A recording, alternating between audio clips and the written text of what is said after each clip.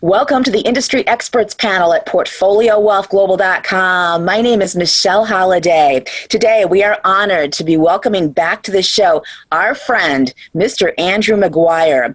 Andrew is a director of the Kinesis Monetary System. He is a 40-year veteran of the precious metals markets based in London. Andrew sits on the advisory board of the Allocated Bullion Exchange, and he is one of the world's top experts in trading metals, and he serves as an advisor to many international hedge fund managers and bullion banks. He is also a whistleblower. Back in 2009, Andrew publicly and notoriously blew the whistle to the United States regulators over the international fraud and manipulation of gold and silver prices. We are always privileged to have him here on the show. Andrew, how are you today? And welcome to the show. Well, it's great to be with you, Michelle, and it's been a while, and it's a blast to be with you. So, let's have some fun here and talk about gold, our favorite subject. Absolutely. You know, we love having you here. Your life story reads like a James Bond novel. Really, truly. We have a gold trader trading in an industry of trillions of dollars where everybody knows the prices are being manipulated, massive fraud happening, and you are the only person to blow the whistle, which is extraordinary, Andrew. Well, and thank you for that. But I think, basically, I think what is good is that a lot of the evidence, I mean, goodness me, you're talking about 2009 here, 2008, 2009. And a lot of this evidence is now just hitting the news wires now. And I think that is good. We're seeing actual charges being laid and jailable offenses coming down from, but it blows me away that after submitting real evidence and to the regulators that it would take them this long. But we can kind of explore that a bit. But I think just so that if people are more interested in not just my story, it's nothing to do with just my story, what it is about the whole gold story. I think there is no better program. It's a 1-hour documentary made by the Canadian Broadcasting Corporation, and it's on the History Channel. It's called The Secret World of Gold. I think it's all available. It's also available on YouTube, actually. And what it does is provide some really good background, not just to my work as a whistleblower, because it actually on there comes on Bart Chilton, the commissioner of the CFTC, talking about this evidence, saying, yeah, we see this evidence. It's it's really attesting to the fact, and also it also walks through. I walk people through an example of how billions were made on a silver trade, and we walk walk you right through exactly how that happened. And on one trade, is that on one single trade on May the 1st, 2011. And it was billions. It was basically what it was. It was a $6 smash of silver. Now, you know that each dollar is 5,000. I mean, each contract is 5,000 ounces. So a $6 move, smash at 1 o'clock in the morning, when China was on holiday, the UK was on holiday. The primary, the where the gold fixes are made, was on holiday. Only the COMEX was open, and who on earth in the right mind would suddenly dump literally that many contracts of silver? And I think we're 30,000 contracts or something, a ludicrous amount of contracts. But anyway, and then suddenly everyone decided exactly where to buy it. And then by the time people woke up in the morning around the world, they had in some cases been cleaned out of $10 million, and the price was only $1.50 down from where it started. And I mean, that was the start of a bigger decline, but never mind. That is one example that we walk through. And I think that's why it's really important to have a look, just literally go through and see how this is conducted. But so really, when I started providing this evidence to the US regulators, really to expose this market-making collusion. And we have to remember, as you say, this is a multi-trillion-dollar market. And I don't think people realize that this is a 15 trillion a year gold and silver market. And this is maybe just slightly smaller than the euro dollar market. I mean, but second to nothing else. And this is, so really these manipulations were on a scale larger than the LIBOR scandal. And this market manipulation was being perpetrated by the primary market-making bullion banks, who were involved in setting the daily global fixed prices for gold and silver. So really, by 2010, I thought I'd better get some protection. Through my lawyers, I officially secured protection. A lot of protection. I was just going to say, you need an army. Well, I think the thing is, as I was advised, look, if you've got this much information about some of these are some really bad actors, and they have potentially billions to lose, what you need to do is get that information quickly to put it out in the public domain. But you can't do that, because what would happen is, essentially, unless you've got protection under the Dodd-Frank Act, these guys, you know what they can do. These guys can come. I mean, they could kick my door down, take my computers, my hard drives, and then literally I'd have to fight to get them back. I mean, they could pose any kind of question. So really, we got this information over to the lawyers. Now, you can't go after everybody. So once the lawyers had this information and then presented it to the CFTC and the DOJ, well, what's the point? So at that point there, as long as I wasn't disclosing anything direct about the evidence, then there's nothing that they could do. And this evidence was largely in the form, and what we were doing, providing them information about advanced information of upcoming collusion and price fixing. And that was perpetrated by the market-making bullion banks who were privileged to control the global price fix points in both gold and silver on a day-to-day basis. So, and I'm on public record, time-stamped by my lawyers, providing, I think, 88, it was over 80, I'm pretty sure it was 88 separate advanced warnings of exactly where the gold and silver prices would fix in the next 24 hours. Now, Michelle, it's like knowing which horse is going to win the next race, and clearly a way to profit enormously from such price rigging efforts. And I think, as you say, most people would probably say, well, why the hell didn't you just do it? Why would you blow the whistle and just trade it? No, I know your reasons, and I want you to tell everyone this impacted the lives of so many people. It does. And I think that is the real world issue on the side of this. We've always got to remember there's another side to this illegal price rigging, which is done in the paper market, hurts nobody who's playing that game in the paper market other than it doesn't hurt the insiders who are running that game. Now, we've got to think that there's two sides to every trade. There's a winner and a loser. It's a finite equation. Now, the losers are the real everyday people, which is where my heart goes out, is the producers, but more importantly, the poor individuals who pull this actual metal out of the ground, who are denied a fair price for their goods. Now, I mean, we're talking about no clean water, we're talking about cholera, we're talking about terrible conditions, but never getting a fair price. And I think so. That was just one place I'm coming from. But in fact, during one of the most serious collusions, and this is even more prominent than the one I just described to you in 2011, that occurred in 2008, when the price of silver was surgically rigged lower from $21 to just $8.50 in about 3 months. Now, bottom line, this forced many mines to shutter their entire production, putting really proud people with no social support systems out of work. And you can imagine what this has done. I mean, we're talking about in this, and I think if you go to the history, to the secret world of gold, I think that it could well be, I think that part may actually be on there too, where in Bolivia, we saw all these mines being shuttered, proud people who for generations had done nothing but mine silver, have no job.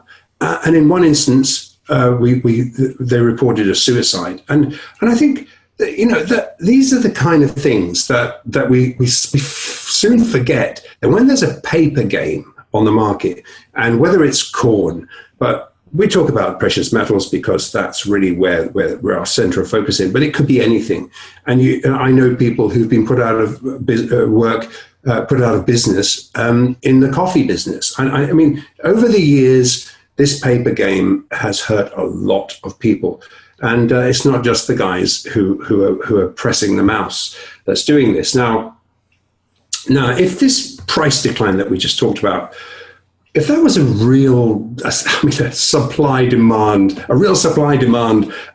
situation, well, so be it. I mean, then you better find something that is more appropriate to work with. No, but it is not, and nor are the many other cases we've recorded since. And so just to add a bit more color, and as I say, to validate what I'm saying, please go to this, to listen to what ex-Commissioner Bart Chilton from the CFTC said on the History Channel.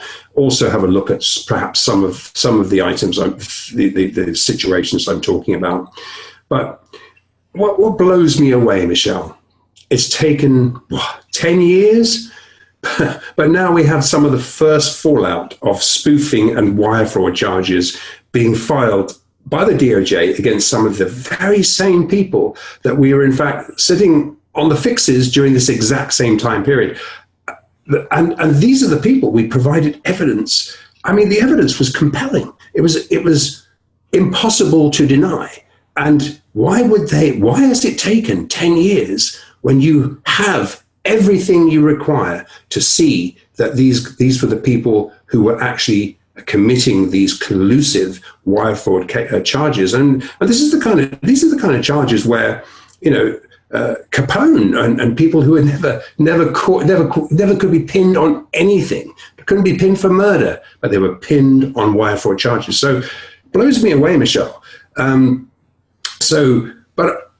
I know that more charges are coming, and I think this is going to change the industry. So, and I think it's going to be very, very positive for the industry. Now, obviously, being authorized to fix a price amongst a small group of primary market-making bullion banks inside a multi-trillion-dollar market leads right up the management chain. This is not done by somebody down in the weeds. This is done by somebody at a board level. So I'm not sure how far up the chain the DOJ will explore, but I have my reservations that any directors or CEOs are going to join other managers now being jailed. I just can't see it. And I think, I think the DOJ made it pretty clear after my lawyers and I presented a compelling PowerPoint presentation to their DC offices in 2011. And it was clear that they were quite disturbed about this, but it became clear also they were going to have to box clever, just by the things that they were saying. And despite absolute clear evidence. I'm not talking about just spoofing, which a lot of these cases are about spoofing, where you pull a bid, you cancel it. That spoofing is just one tool in the toolbox, which enables you to achieve a price point where you have all colluded to then suddenly buy back or to sell into. Now, I mean, many of these charges revolve around just this spoofing case, but we know that there's bigger wire fraud charges coming. And I think that's why we've had the DOJ has put this thing on hold for three separate 6-month periods. But I think it's starting to come out now. And I think when I really realized that it wasn't going to be an easy, you think, look, here, regulator, here's police, here, Mr. Policeman, here it is, go arrest them. I realized when they posed me a rhetorical question, it was, what about the economic consequences of this, Andrew? Well, who cares? I mean, sorry, but, put these guys in jail. But really, this was the point where my actual journey, walking out of there, some of my journey really started, where to try and figure a way of addressing the paper to physical market balance. There's a way of doing it. This COMEX market is a joke. It's an undeliverable. It's been an undeliverable market. That's actually changing at the moment. But a great deal of our work has now become public on how we're achieving this. And there's no such thing as a coincidence, but when I walked out of the DOJ office in 2011, I think it was within 1 or 2 months, I met the gentleman, Thomas Coughlin, who had just come up with a genius concept of creating a fully institutional grade allocated bullion exchange, which was launched at that time and or was being conceived at that time and was being launched. And I could not believe the answer was there in front of us. Look, if we create hubs all over the world and they're all full of physical gold, and nothing can be sold or bought unless that physical gold was in there. And because they're global and they're all fungible, and you can exchange those prices amongst different locations all over the globe, then what you've done is flatten the price. You've created an arbitraged, real physical gold price, not one that is set in the paper market, but real. What is the real physical price? And we, for example, there were so many games going on at that time, and for example, the Bank of China. In those days, the kilo market was even smaller than it is now. It was very small, and so someone like the Bank of China wanted to come in and buy and sell kilo bars. Well, J.P. Morgan or the other big guys, market making banks, they say, "I know who that is." And so, really, by creating the allocated bullion exchange, you created really a way of trading that would actually they wouldn't be able to see the book of who was trading. And I think this was a brilliant thing. And I think that has now evolved into, I think that was the stage one, but really ultimately our goal was always to bring that physical price to the mainstream. And maybe we'll talk about kinesis perhaps in a little while, but I think it's just really trying to tell you, look, it's amazing how this solution just fell, and I don't believe it was a coincidence meeting Tom. So more recently, given the DOJ charges likely evolve into multi-billion, if not trillion-dollar fines, and worse for the banks, and the DOJ may contain it to billions. And what's that? I mean, so what? 50 billion, 100 billion. What's that? How many days trading profit is that for the average bank? It's a joke. However, you can't stop the class action suits, and there's going to be every lawyer worth his salt is going to say, hold on a minute. DOJ just called J.P. Morgan on the I think the 31st of July a criminal organization. Hold on a minute. Now you've got this criminal organization sort of trading on the market still acting as a market maker. But the point is that you know very well that you could now put a class together and very quickly a lot of people, they'll just come in. And okay, look, we all know the lawyers get rich doing that kind of stuff. But I think if you've got, normally you probably get a few cents on the buck.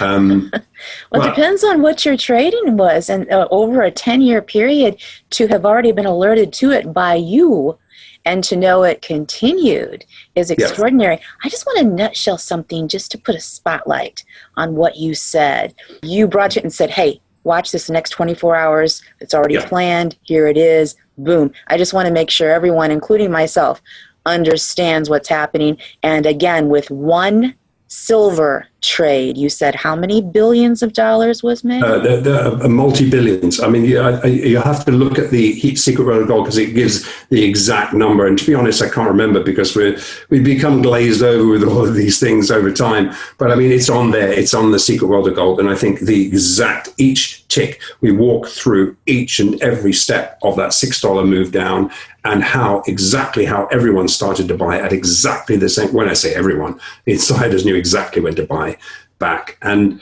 I think when you actually have this data, when you share this is the kind of data, when you've shared that data and you know it's going, and Michelle, we're talking about, in many cases, to the exact dollar and cent price before it bounced. I mean, we're not talking about within a few bucks. No, we're talking about the exact dollar and cent, because so essentially, if you knew it was going to go down to a certain level, the next day, well, you could, if the price was rising, you could short with impunity. You knew that anything you short sold on the way up, you were going to make even more profit on the way down. But more importantly, you knew exactly where to cover it. And then there would be a big competition with everyone to cover. And then you see a spike up, hence the spikes. And that, yeah. So yeah, 28 examples of when it was going to, where it was going to fix in the global gold market, where 1,000 tons of gold get cleared every day, but only 3 to 5 tons of physical gold actually transact. So you can see how this game kind of works, really. It's so dilutive. I had to recap that one because that's extraordinary. Was it 28 counts or 88 times? 88. 88. Because 88 examples. 88 trades in the next 24 hours already with all these traders ready to go. Billions and billions being made. It's mind-blowing. It really is. And, you know, honestly, the fact that you were the single person to go to the United States regulators, it's not just about money and what they can take to you. Let's be honest. It's about your life. It's about putting yourself in actual jeopardy. Because when we're talking about that kind of money, people have disappeared over a lot less, Andrew. And that's why I say your life honestly reads like a James Bond movie that is yet to be made, because this is extraordinary. I want to shift to the COMEX. You mentioned something here about it. And then, of course, I want to cover kinesis for everyone, because I want the whole audience to understand what you're doing and what they have the opportunity to participate in right now. But COMEX, deliveries, what's happening, Andrew, right now? Okay, well, the good thing is, I know you've got loads of good guests that will tell you really good information about the COMEX, but I'm going to give you a wholesaler and vaulting provider's view, which really is probably a little bit different in some respects. And because we really are down in the weeds, we know exactly who's doing what. And when we see an order come through, we already know who it is, but we don't even need to be told where. We might not know where the price is going exactly, but we sure as hell know who's behind it now. But look, I'm summarizing here, and there's a lot more nuances to this. I mean, and obviously this is quite a detailed subject, but in summary, on March the 23rd, the COMEX market broke. Now, what broke was the paper to physical exchange for physical mechanism. And again, wind back to what we were talking about in the DOJ. One day, this thing is going to blow up anyway. So, and this is another thing we said to them, it's going to blow up. The physical market will overrun the paper market at some point, and you need to be on the right side of this. And or the taxpayer-funded banks better be on the right side of this, because how are you going to go back to the people and say, look, we've got to bail these guys out again? And by the way, we did actually go into the UK Parliament and get it read in Parliament last year. And I met with Andrew Bailey, the now governor of the Bank of England, while he was head of the FCA, and told him, better watch out, guys, because these class action suits are coming, and you're going to go with your hand out to the people. No government is actually going to allow another bailout of all the banks, which we saw in 2008. But essentially what happened on March 23rd was the paper market broke.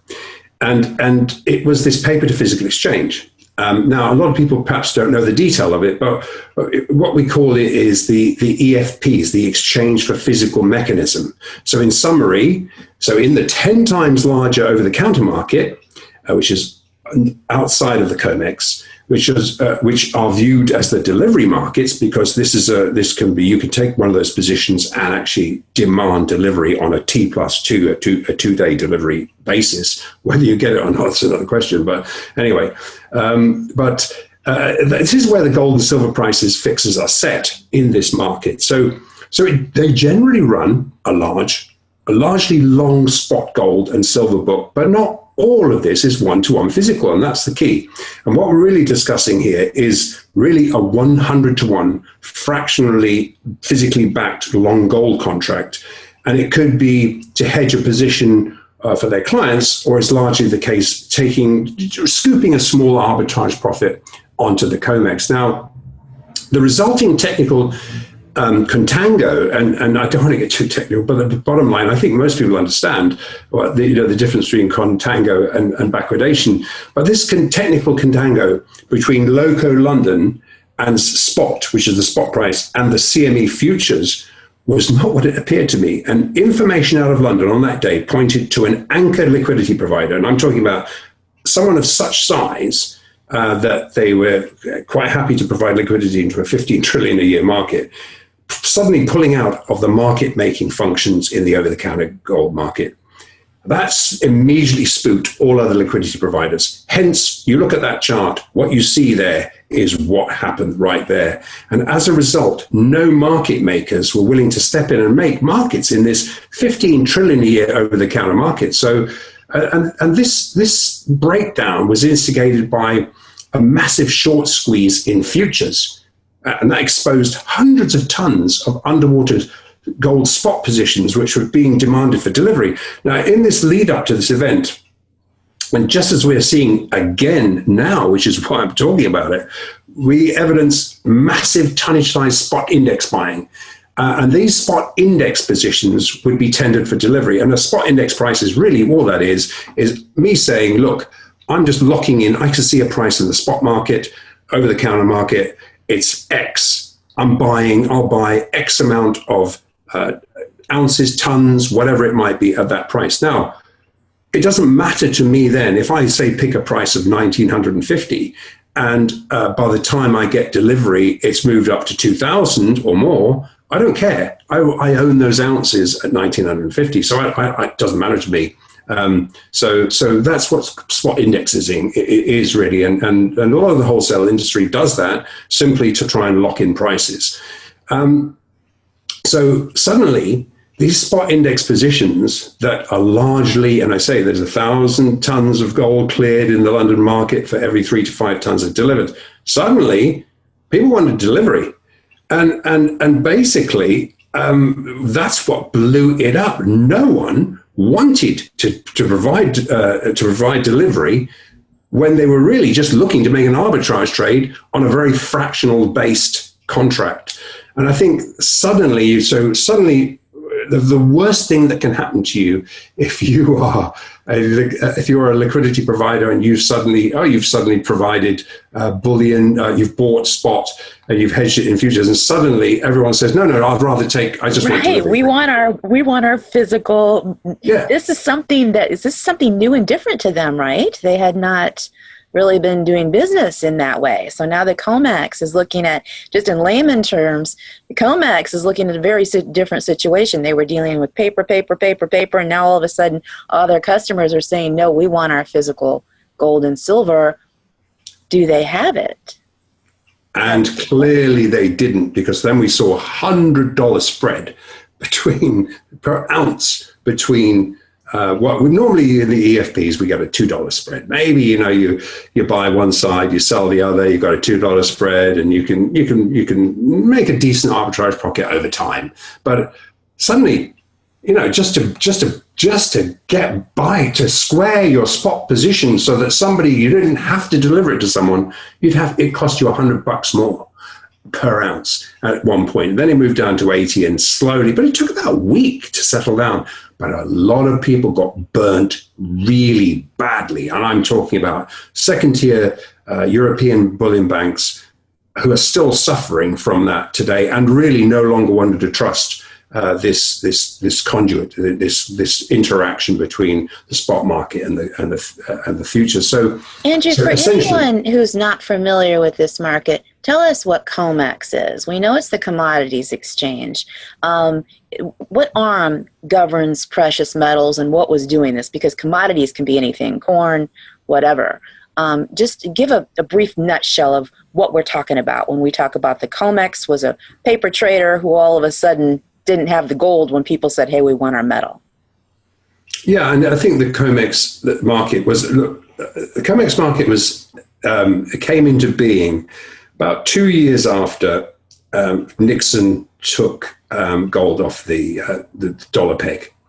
And really at that point there, COMEX was instigated really to bring, and then there was plenty of admissions about this, look, we need to control the gold market. If we can't do it in the physical market anymore, let's do it in the paper market. So what we'll do is create a paper market that is undeliverable, essentially, and we will throw so much liquidity in there. We will swamp so much supply in there that is not deliverable, that we can actually control the price. Because up until then, Nixon found that, of course, people were saying, look, you can raise the price, I'll take it, thank you very much, and I want delivery of it. And then suddenly you saw the gold reserves disappearing.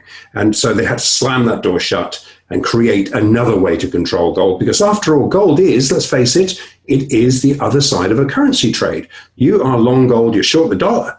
It's the anti-dollar. So you're long the dollar, you're short gold. I mean, same with silver. So really you can understand why you'd want some mechanism to control. And also, the other thing I'll bring to mind is that it also creates volatility.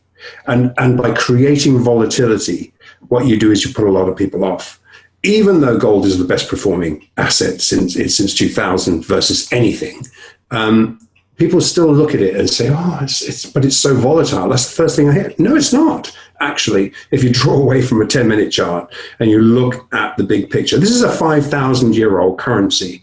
Now, how long has the dollar been around? How long has the pound's been around? Fiat currencies last, 40, maybe 50 years? So essentially, the COMEX is there to control the gold price, to dilute the gold price. But then people woke up and said, well, hold on a minute. If I can get gold there at a low price, then I'll just thank you, I'll have it. Thank you very much. But really the COMEX wasn't the place you would actually get it because that price synced exactly with the over-the-counter spot price. So they would sync exactly, bar for maybe a little bit of carry cost. And I think this is what blew up. Suddenly everyone said, hold on, no. We will actually take the physical, thank you very much. So they lost control. And I think this is why we're saying the COMEX blew up. It blew up on that day. And if we fast forward to now, what we're seeing is a mad scramble because in 1974, you created this market and you got control. Now that control lost on the 23rd of March. Now, so we've witnessed a mad scramble to add back liquidity into the COMEX. It's a desperate scurry deals with their competitors, with the LBMA, which is a competitor really. And these guys have lots to lose. The reason they got together is. And I wanted just so you know, and everybody understands, I wanted our audience members to understand what the COMEX is, because it's always been, it's like the king. Everybody looks to the COMEX in the metals markets, and they've done so ever since it was created. It's like the regulatory system or the, it's the king of information when it comes to the markets. You always reference the COMEX, and everybody's heard of that. But what you're explaining is it was created to manipulate the metals, keep everyone from getting the metals, be a paper market that just sort of reflected what was going on. It was basically trading nothing, paper. Right? Yep. If they didn't have the gold and they didn't have the silver, this king of the stats actually was just what? Yeah, and we still see. I mean, obviously, when you're talking about. You're talking about central banks here, and they interfere, same word. They intervene in all the currency crosses, whether it be the yen or the euro or whatever. And sometimes they agree to do these things, but little old gold and little old silver, these are big, well, gold is a big market. And so essentially what you're doing is you want to try and control that along with all the other foreign exchange crosses. So people look at the COMEX and don't realize, they look at it as you say, as a commodity, which gold is not a commodity. It's crazy to even think of it as a commodity. This is money. That's why only gold and silver, and well, you have platinum and palladium, but let's look at gold and silver. Only gold and silver of all of the commodities out there trade as a foreign exchange cross in the 10 times larger foreign exchange market in London, which is what these COMEX traders were banned from doing a few years back. So, and we explained So, you can start to put a few of these pieces together and see, look, they're doing everything they can to rig this thing so that, and contain and silo everyone to continue to not exit this casino. But there is an exit, and the exit is physical gold, physical silver. And obviously, you're not now talking about trading on margin. You're not talking about borrowing money from a market-making bullion man who sees exactly how much physical exposure you have and how much monetary pain you can take, and look at the book and aggregate those positions and target them. And we see this all the time. So it's crazy. When you think about it, these are people that didn't own anything. They didn't own the gold. They didn't own the silver, but they're making billions and billions of dollars trading the metals market. And the people that own the gold and the silver are the ones that are suffering through it. And that's what's extraordinary. The owners of that commodity are really being ripped off, while the people that don't own anything except paper are saying, hey, trade me. And they made extraordinary amounts of money. I want to go into physical. I want to go into your price forecasts. What are you seeing now that things are starting to shift? Where do you think we're going to go with gold and silver prices, Andrew? Well, I think we're going to go, clearly we're going to go a lot higher. I think what we're talking about here is the end game. I think, yes, we're seeing this sudden scramble to try and provide liquidity back into the COMEX. But the oddest thing has happened because the COMEX lost so much credibility, because they risked losing this was a center. This was put into place in 1974 as a hub. And yes, it's a paper market. Only less than 0.1% or maybe 0.2% has ever been delivered out of the COMEX up until March. All of a sudden, these guys realized, oh God, we've got nobody wants to use this facility anymore. They don't trust it anymore. It clearly broke. Well, maybe what we should do is bring in physical gold and physical silver. And the irony of it is the COMEX is now trying to become a physical market, and which is something they were never set up to do. Now, obviously, there's a lot of layers to this, because that doesn't mean to say you can't have position concentration. I mean, you can hold the physical and in one market, and you can come into the paper market, and you can create so much of a centric position that is so big that you can actually still move things around. But where they've shot themselves in the foot, and this is really interesting because this is a changing dynamic, is that now, as a wholesaler, look, I have to wait for silver, wholesale silver bars. I can't get them.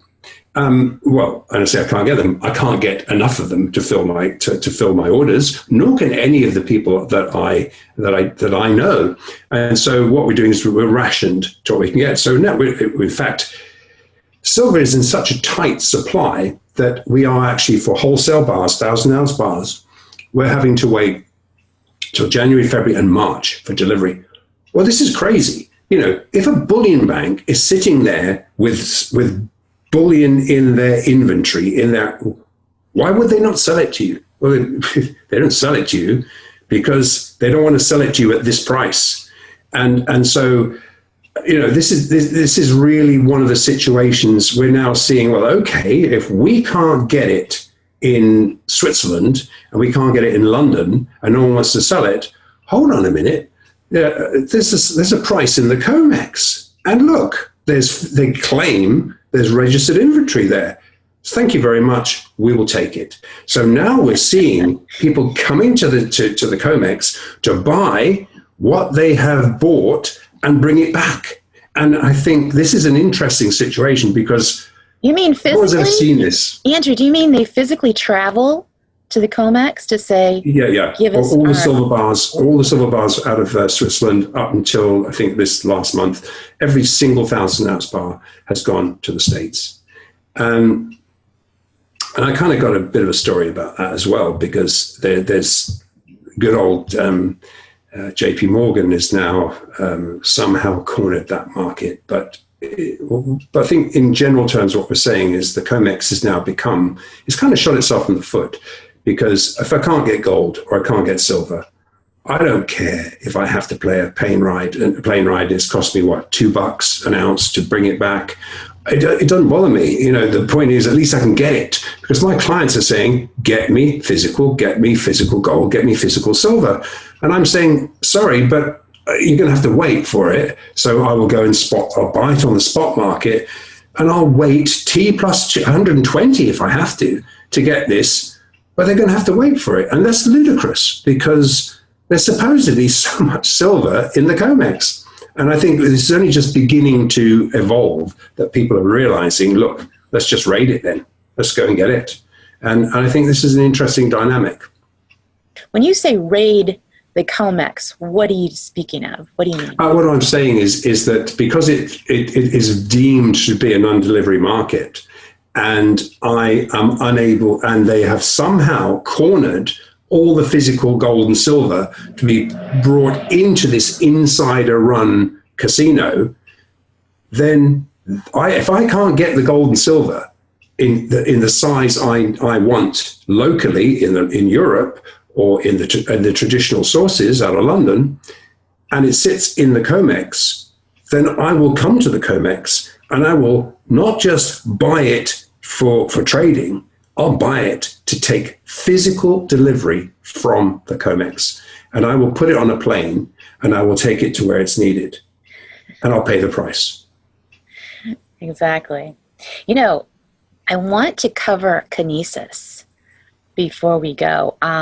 This has been an amazing interview. You are always so amazing. We need to do a series, a 5-part series with Andrew. I'll come back, not a problem. We'll look at, I know there's so many other questions that we could I had something I want to talk about, the ratio between gold and silver. Hey, let's do that before we get to kinesis, because I do want to talk about this ratio. This is swiftly coming together. We had 123 to 1 in the spring, Andrew, with a gold to silver ratio. What's happening? You know, there are some people that are predicting parity, 1 to 1. I don't know if that's going to happen, but do you think we're going to come close?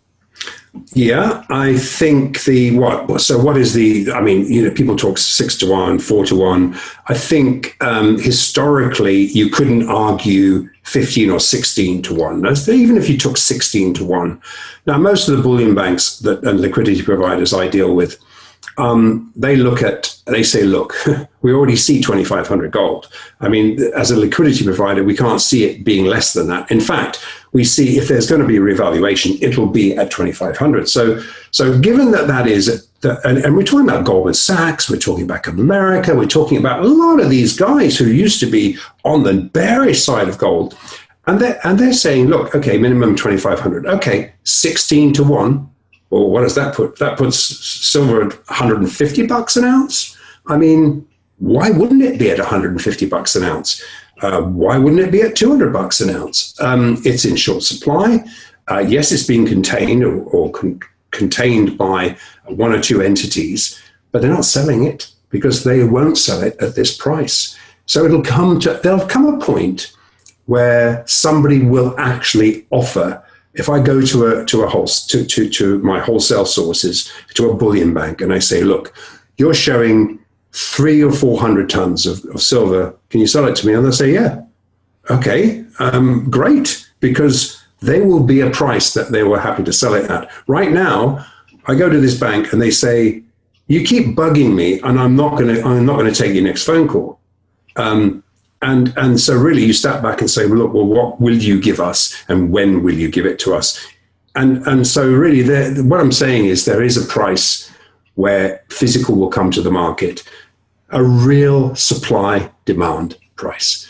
And I think, so the ratio for gold silver has got to be back to 16 to 1 at best. I think immediately I see 62 to 1. I think that pauses briefly, momentarily, and then it goes down to 32 or thereabouts, 32 to 1, on its way to 16 to 1, which I think we will see that by next year. And I think that raises a whole nother bunch of other issues, really, because essentially silver then becomes so valuable. This is why when I go to our Liechtenstein vaults and stuff, and I see, look, why are people buying? I say, what? Yeah, 1,000 ounce bar is great. I mean, floor to ceiling, I mean, people are buying, literally stocking up on silver. But there are people there, floor to ceiling, and I'm talking pallets of silver coins, just silver 1 ounce coins. Why? Because when it's $150 an ounce or $200 an ounce or whatever price, that's a fungible small amount you can trade with, or you can go to a jeweler, you can hang, no matter what happens, you will have something that's fungible. And rather than a bar of gold, which is going to be so valuable, even an ounce of gold it's going to be so valuable. Whereas this is very tradable. So I think this makes a lot of sense. And I see a lot of people doing that as well. That's interesting. Now you're seeing silver. You wouldn't be surprised at 150 to 200 by next year. That's amazing. What are your thoughts on gold? Well, I think what's going to happen with gold, it has to be revalued. Look, we got so much debt. We got so much, what, 27.5 trillion in US debt alone. I mean, goodness me, there comes a point, the markets, the banking, the banking system's broken. I think $2,500 gold is pretty much the consensus level where most of the people in the know, and I'm talking about, I have friends at some of the very biggest institutions, and they reckon that at $2,500 gold, what's going to happen is it's going to be the point where the reset happens. And I think you have to revalue gold. You've got that much debt. If you were trying to remonetize gold into a global currency, it's not going to work at $2,500. It's going to have to work at $10,000 or some other price that isn't $2,500 gold. And I think what's going to happen is it'll happen in the foreign exchange markets. They'll be on a Friday night, it'll come in at probably 2,390 or something. And then on the Monday morning, there'll be a freeze. Everyone who has unallocated gold, people who don't have the physical gold, will be settled for cash because that's part of the contract. You can settle for cash. And the price will then go to where there's an offer to sell. And that's offer to sell price will be God knows where. Michelle, I cannot tell you what that price will be. It would just be pure speculation. I can see where silver would be at 2,500. That makes sense. But where will it be once it's revalued, when you start dividing this debt into this limited stack of gold that you have? What, 8,500 tons of gold in the US?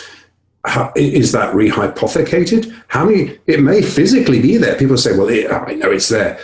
Well, or it may not be there. But even if it's there, how many ownership claims are on there? I mean, when the German bank tried to repatriate just 300 tons of gold, they said, it takes 7 years. Excuse me, Michelle, I can put 20 tons of gold on a plane. I could have done that in 2 weeks.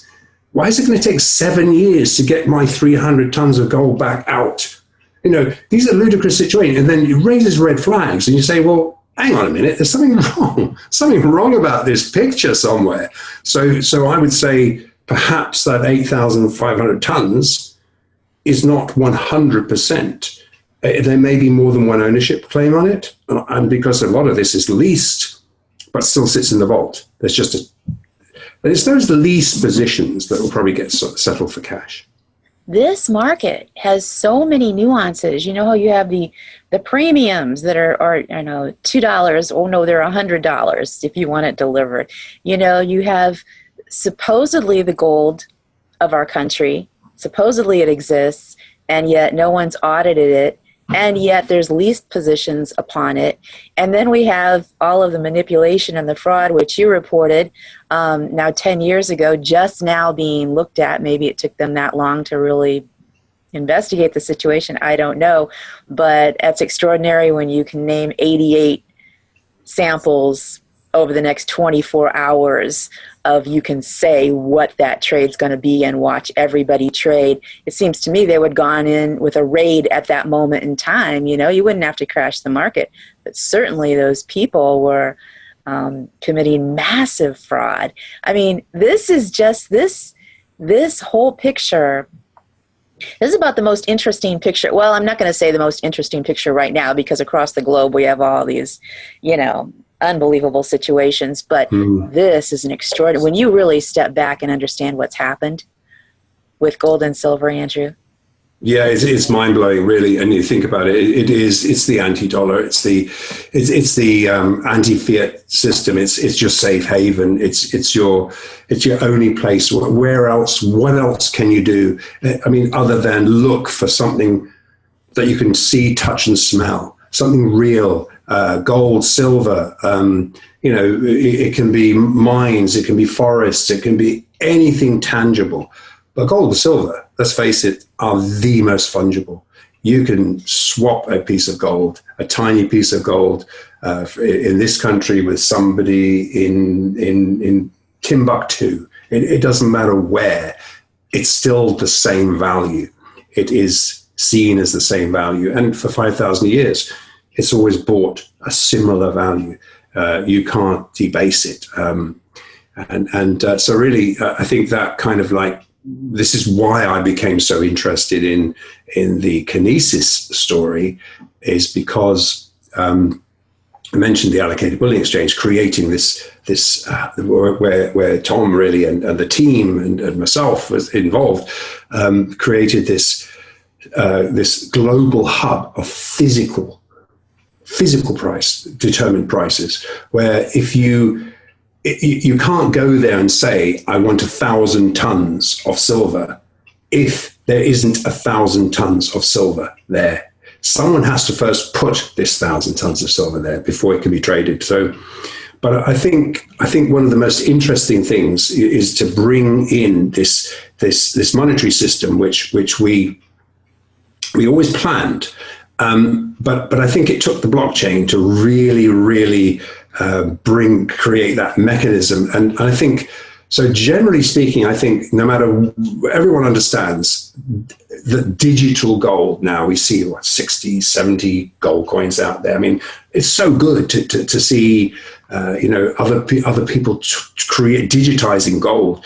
And obviously you've got to be so careful who you're dealing with in this instance, but digital gold's going mainstream. And I think, so really, we're encountering a move by people all over the world to exchange their debasing fiat currencies for gold as much as they can. I know people who put, 10%. I also know people who put 95% of all their cash into gold, and then have the option of really churning that into fiat when they need it. But I mean, gold's always been the best option to preserve your wealth from any debasement. What you've created with Kinesis, you and Tom and your team, is amazing. And it's specifically for this time, I think. What is Kinesis, for anyone that hasn't heard of it? What is it specifically, and what do you offer? Because you now have debit cards, don't you? This is amazing. Yeah, it is an entire monetary ecosystem. And I think it enables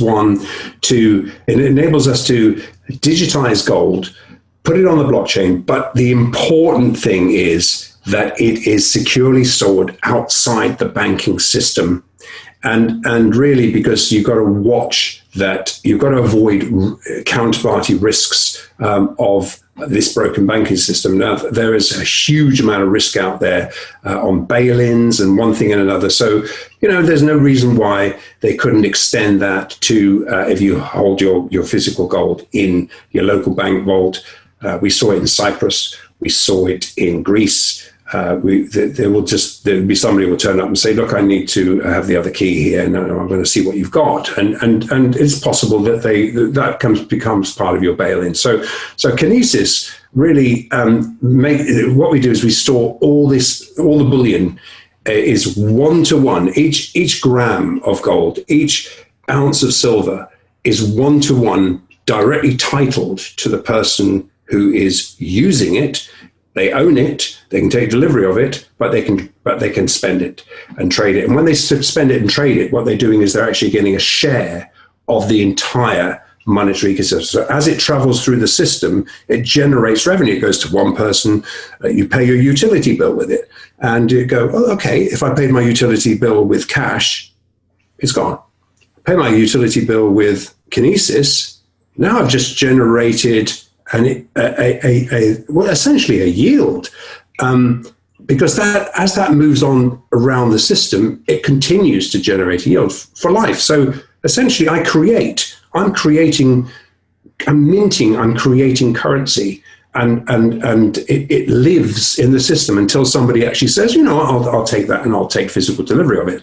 So really, I think what we're saying is that Kinesis provides all the security required to trust your gold is always titled and accessible to you personally, but it enables you to exchange your gold currency for any other currency. And you can go to any bank machine anywhere, pretty much anywhere in the world, and use that debit card to take out the currency of that country. Now, obviously, so it's instantly fungible. And you can convert your gold back to physical or bullion into cash in an instant. And unlike any other e-payment gold offering, Kinesis enables you to become your own central bank. So you have to take ownership. We should take ownership. Yes. Let's be our own central bank by owning physical gold. But again, you can't just take a lump of gold and walk down to the shop and buy a Starbucks with it. You need to trust. Look, this is on the trustless blockchain. We described really essentially how we're going to escape a broken banking system by using gold and sidestep all these depreciating fiat currencies. But unlike any other gold e-market payment offering, what we're doing is you're becoming an integral part of this ecosystem. And it's because you're sharing in the transaction fees, but you're becoming a part of the solution. What we're doing each time you spend, we're buying physical gold. We're taking physical gold and putting it in the vault. This involves billions of dollars. And you know what? We have so many endorsements now. We have, for example, a joint venture with the Indonesian exchange, with the Indonesian government, and they've adopted Kinesis as part of their system because they say, well, look, this is perfect. In fact, we want each one of our 300 million people to have a banking system. A lot of these guys are unbanked. In fact, I'd say 60% of them are either underbanked or unbanked. And suddenly you've got a mobile phone, you can put your Kinesis currency on there. It's physical. You can spend it, you can share it, you can store it. And to me, it's just the perfect solution. And I think I would just say to people, look, go on the Kinesis website and have a look. This is the physical solution that I envisaged in 2011, that Tom envisaged in 2011. It's here for us all. It costs you nothing. You just use the money and you will own the gold and you'll earn a fee from using it. And I think that's all I would say. Listening to you and the power that you took in your life and the things that you've done just because they're right, and to know that you're working with Tom on Kinesis and that it's an entire monetary system, I think it's very important for everyone to realize what's actually happening behind the scenes. Andrew, this has been an amazing interview. You're always amazing every time you come here. Please tell everyone how they can follow your work, and also please repeat the Kinesis website one more time. Yeah, and you can really follow everything we're doing on the kinesis.money website. You can find it very easily, and there's everything on there about all the latest news, our Indonesian developments, our integrations into various other governments, and this is really a big story. And I think have a look, go to the minting section where you can actually become your own central bank. You could do it by next week. You could be your own central bank. You could take full, utter, complete control of your finances and get it out of the system. You'll breathe a lot easier. Andrew, thank you so much for coming on this show today. Michelle, it's been such a blast. I really look forward to coming back, and we've got so much more to talk about. Yes, indeed. Mr. Andrew MAGUIRE, precious metals expert, whistleblower, and director at Kinesis.money. For the Industry Experts panel, I'm Michelle Holliday at PortfolioWealthGlobal.com.